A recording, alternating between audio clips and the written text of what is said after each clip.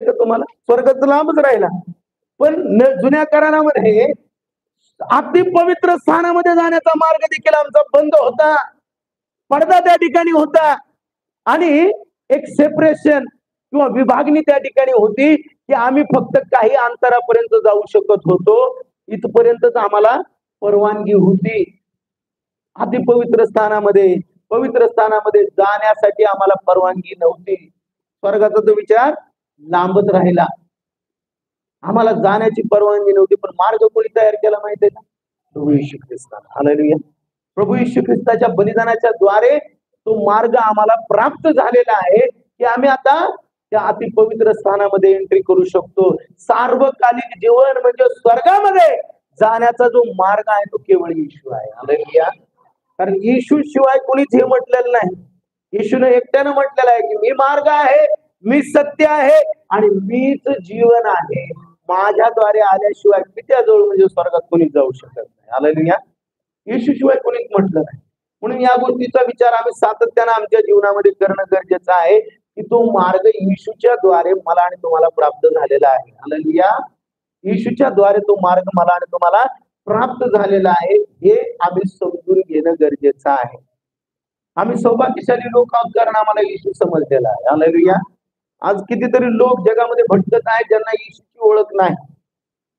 मागच्या 1-1.5 महिन्यापूर्वी मी नांदेडच्या एका भागामध्ये गेलो आणि त्या भागामध्ये एका शेतामध्ये एका परिवाराने मला प्रार्थनेसाठी बोलवलं आणि प्रार्थनेकरिता मी त्या ठिकाणी गेलेला असताना शेतामध्ये ते एकच कुटुंब होतं आणि प्रार्थना करत असताना किंवा त्या कुटुंबासाठी ज्यावेळेला आम्ही प्रार्थना करत होतो, देवाचं वचन त्यांना सांगत होतो, ते कुटुंब शेतामध्ये काम करत होतं आणि त्यांनी वचन ऐकत असताना किंवा भक्ती प्रार्थना होत असताना ते प्रभूकडे आलेले आहेत किंवा प्रभूकडे नव्यानं ते आलेले होते आणि त्यांच्या शेतामध्ये मी प्रार्थना करत असताना त्यांना असं वाटलं की आपण का नाही आपल्या मालकांना पण बोलवावं आणि आपल्या मालकांना पण देवाचं वचन ऐकण्याची संधी द्यावी. मग त्यांनी तिथून फोन लावला आणि सांगितलं की पाटील साहेब आपल्या शेतामध्ये काही देवाचे लोक आलेले आहेत आणि आमची इच्छा आहे की तुम्ही यावं आणि यांच्यासाठी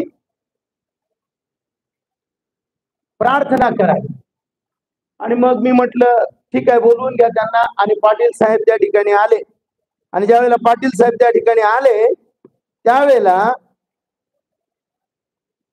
मी त्यांना प्रभूच्या वचनातून सांगू लागलो. जिवंत देवाच्या वचनातून मी त्यांना सांगू लागलो आणि मी त्यांना म्हटलं की मी तुम्हाला तुमच्यासाठी प्रार्थना करू का? त्यावेळेला पाटील साहेब म्हटले काय हरकत नाही, तुम्ही आमच्यासाठी प्रार्थना करा. आणि मग मी प्रार्थना केली आणि येशूच्या नावाने आमेन असं म्हटलं आणि त्या व्यक्तीकडे पाहत होतो.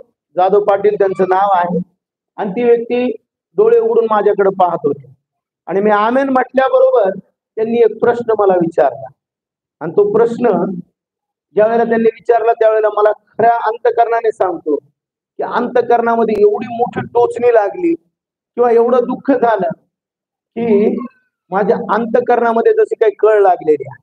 त्यांनी काय प्रश्न विचारला माहितीये का? हा येशू कोण आहे? हा येशू कोण आहे? तो व्यक्ती काही साधारण व्यक्ती नव्हता. त्याची जमीन 40 एकर जमीन होती. बागायत जमीन, पाणी असलेली जमीन, 40 एकर जमीन.